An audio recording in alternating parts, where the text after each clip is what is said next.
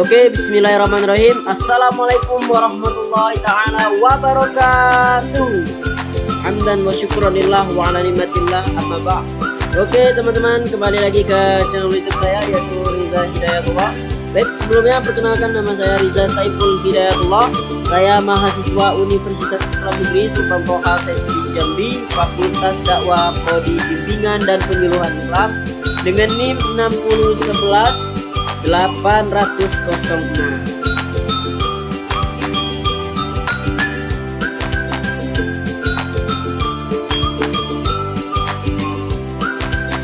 Oke, baik teman-teman, pada video kali ini sama seperti video-video saya sebelumnya, yaitu masih membahas atau mengerjakan tugas dari mata kuliah saya, yang mana pada video kali ini saya akan mengerjakan tugas dari mata kuliah teori dan teknik konseling, yang mana mata kuliah ini yaitu diampu atau diajarkan oleh dosen Ibu Yulianti SPD Kons, atau yang sering kita panggil itu Ibu Anti, yang mana beliau ini adalah salah satu konselor yang ada di Provinsi Jambi ini.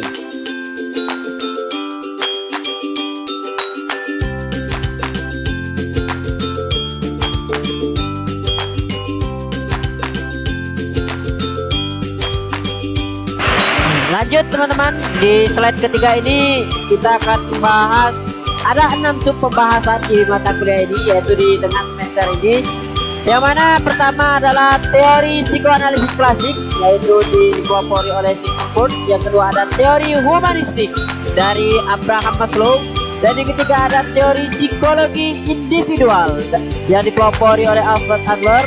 Selanjutnya ada teori analisis transaksional, yaitu yang dipelopori oleh Erich Brinell, dan yang kelima ada teori soft dari yang dipelopori oleh Carl Rogers, dan yang terakhir ada teori Gestalt, yaitu yang dipelopori oleh Friedrich Perls.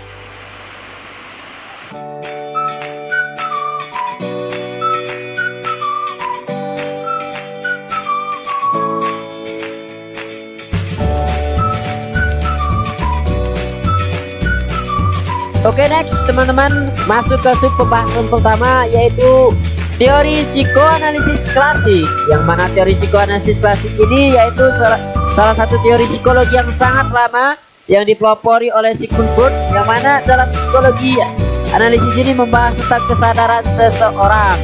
Kesadaran seseorang itu apa? Yaitu sesuatu yang menjadi pemikiran individu secara sadar. Bagaimana contoh, saya Riza Saiful Hidayatullah itu menjelaskan bagaimana struktur bentuk daripada rumah saya. Seperti itu. Ada 3 struktur kepribadian menurut Sigmund Freud. Yang pertama ada id, ego, dan superego. Id adalah dorongan atau nafsu, ego adalah tindakan, superego adalah pertimbangan. Yaitu sebagaimana contoh, id itu adalah rasa ingin makan, yaitu ego adalah tindakannya atau kita makan. Yang ketiga ada superego atau pertimbangannya, mau makan yang mana. Seperti itu. Keywordnya di teori ini adalah masa lalu dan alam bawah sadar. Selain itu, di teori ini ada 3 tingkatan kesadaran. Nah, jadi karena teori ini membahas sesuatu kesadaran, maka ada 3 tingkatan kesadaran. Pertama yaitu sadar, kedua ada prasadar, dan yang ketiga tidak sadar. Oke, bukan hanya itu, kita next selanjutnya.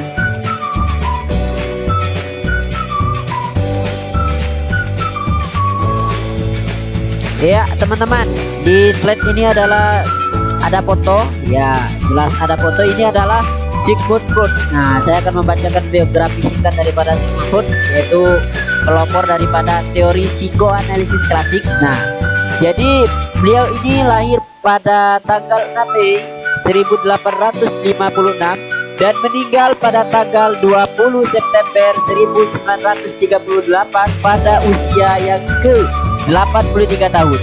Dia adalah seorang Austria, keturunan Yahudi, dan pendiri aliran psikoanalisis dalam bidang ilmu psikologi.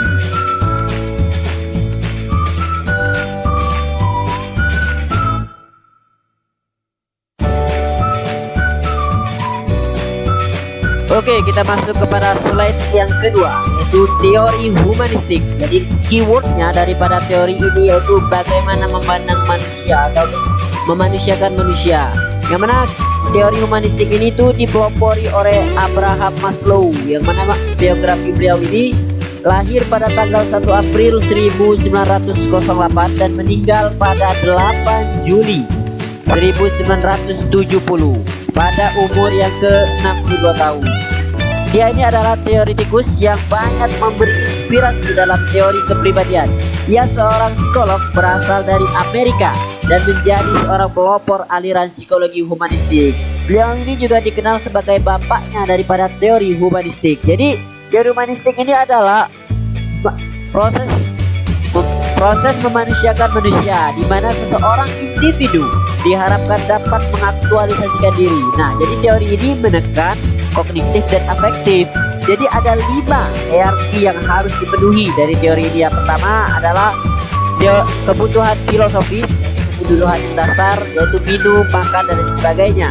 Yang kedua ada kebutuhan rasa aman dan perlindungan. Ketiga ada kebutuhan sosial. Keempat ada kebutuhan penghargaan. Dan yang kelima aktualisasi diri. Nah, itulah singkat pembahasan mengenai sub yang kedua ini, yaitu teori humanistik. Oke, kita lanjut ke slide selanjutnya.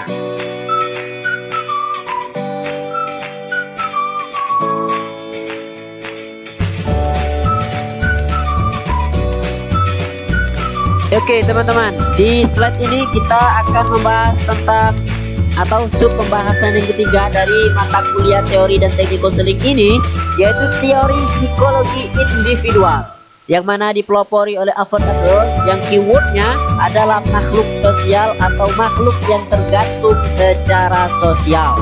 Sedikit saya bacakan biografi daripada beliau ini, yaitu ia lahir pada tanggal 7 Februari 1870 di kota Vienna, Austria. Nah, ia adalah seorang psikolog, dokter terapis sekaligus pendiri awal aliran psikologi individual, guys. Nah, ia menekan terhadap pentingnya perasaan inferior, dianggap elemen paling penting dalam yang mengembangkan teori psikologi individual. Nah, selanjutnya beliau ini berpendapat bahwa manusia itu dipengaruhi oleh 3 hal. Jadi tingkah laku manusia itu dipengaruhi oleh 3 hal. Pertama adalah lingkungan, yang kedua ada pembawaan, dan yang ketiga adalah diri individu itu sendiri. Nah, jadi Alfred Adler ini berpendapat ada 3 hal itu tadi yang mempengaruhi 3 laku sikap daripada manusia itu, guys. Oke, kita lanjut kepada slide yang selanjutnya.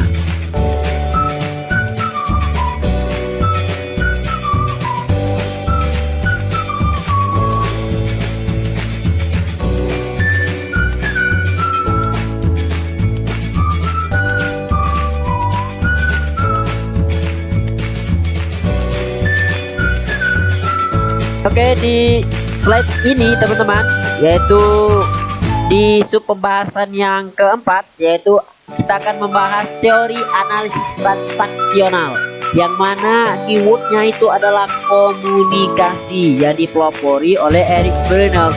Eric Bernard ini singkat biografinya ialah lahir pada 10 Mei 1916, guys, meninggal pada tanggal 15 Juli 1970. Beliau adalah seorang psikiater atau dokter jiwa kelahiran Kanada yang menciptakan teori analisis transaksional. Wow, beliau ini adalah pencipta, guys, daripada teori analisis transaksional ini, yang mana sebagai cara untuk menjelaskan perilaku. Nah, itu singkat biografinya. Selanjutnya itu menurutnya cara yang menangani gangguan jiwa yang paling praktis itu adalah melalui komunikasi dengan menekan fungsi ego. Jadi menurut beliau ini ada macam-macam ego. Yang pertama adalah ego step one, yaitu ego anak. Yang kedua ada ego step parent, yaitu ego orang tua. Yang ketiga ada ego step down, yaitu ego orang dewasa. Nah, ada 3 transaksi juga. Yang itu pertama ada transaksi sejajar, yang kedua ada transaksi silang, dan yang ketiga ada transaksi terselubung. Nah, itulah secara singkatnya pembahasan dari psikologi analisis transaksional.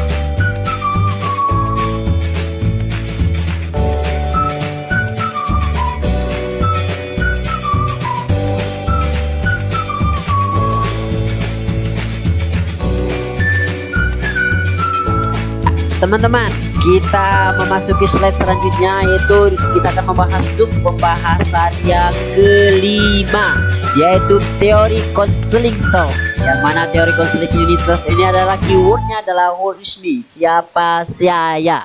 Keywordnya sekali lagi siapa saya. Teori ini yaitu dipelopori Carl Rogers, yang mana fotonya bisa tertera di sini ya jelasnya guys. Saya akan membaca singkat daripada biografinya, yaitu Carl Rogers ini ialah lahir pada tanggal 8 Januari 1902 di Oak Park, Illinois, sebutan daerah pinggiran Chicago. Beliau masuk psikologi klinis di Columbia University dan menerima gelar PH di tahun 1931. Jadi menurutnya ini di teori konseling self ini ada 3 struktur kepribadian, yaitu adalah organisme atau tingkah laku, jasmani dan pikiran seseorang. Selanjutnya ada lapangan fenomenal, yaitu pengalaman yang sudah terjadi. Pengalaman yang sudah terjadi ini yang jelas pada individu itu sendiri guys. Yang ketiga adalah self atau karakteristik diri sendiri. Nah, perlu diketahui juga Carl Rogers ini menolak teori daripada Sigmund Freud. Nah, jadi alasannya kenapa? Yaitu hal yang paling mendasar bahwa Rogers menolak pendapat Freud adalah bahwa manusia itu irasional, padahal menurut Rogers manusia itu normal. Nah, karena manusia itu makhluk sosial, manusia pun bisa menentukan pilihannya. Jadi itulah alasan yang mendasar daripada Carl Rogers ini menolak dari teori Sigmund Freud. Wajar saja menolak karena Sigmund Freud adalah pencipta teori yang pertama kali guys. Nah, seperti itu.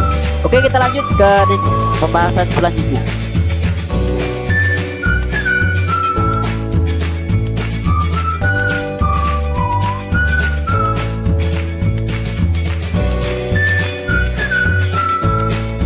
Baik teman-teman, kita sudah masuki slide selanjutnya, yaitu pada slide ini membahas pembahasan yang ke-6, yaitu pembahasan yang terakhir di mata kuliah teori dan teknik konseling di pertengahan semester ini, yang mana itu adalah teori Gestalt, yang mana keywordnya adalah here and now, saat ini dan sekarang. Oke, maaf guys kalau bahasa Inggrisnya kurang baik. Jadi teori ini dipelopori sepasang suami istri, yaitu Frederick Spurs dan Laura Peirce. Sedikit saya baca biografi singkatnya. Frederick Spurs yaitu 1993 dan 1970. Ia pencetus utama dalam pengembangan teori Gestalt.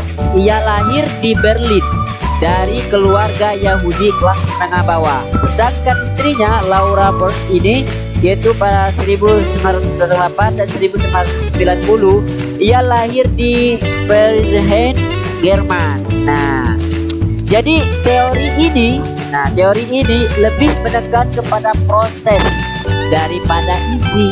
Nah, lebih menekan daripada proses daripada isi, jelasnya tentang apa saja yang baru dilalui daripada sebab terjadinya. Nah, itu guys. Jadi teori ini juga menolak dari teori Sigmund Freud. Jadi teori Gestalt ini menolak pendapat daripada teori Sigmund Freud. Karena apa? Karena menurut Frederick ini manusia lebih memusatkan pada apa yang dialaminya saat ini, bukan pada masa lampau. Jadi kalau Sigmund Freud berpikir bahwa yang mempengaruhi manusia itu adalah masa lalunya atau masa lampaunya, tetapi menurut Frederick ini yang mempengaruhi manusia itu yaitu yang dialaminya pada saat ini, sesuai daripada keywordnya here and now, saat ini dan sekarang. Jadi itulah guys pembahasan daripada 6 pembahasan ini. Kita lanjut kepada slide selanjutnya.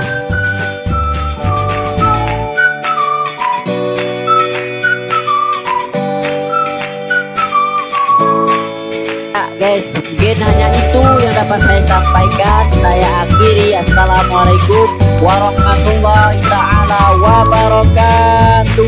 Sampai ketemu di video-video selanjutnya guys.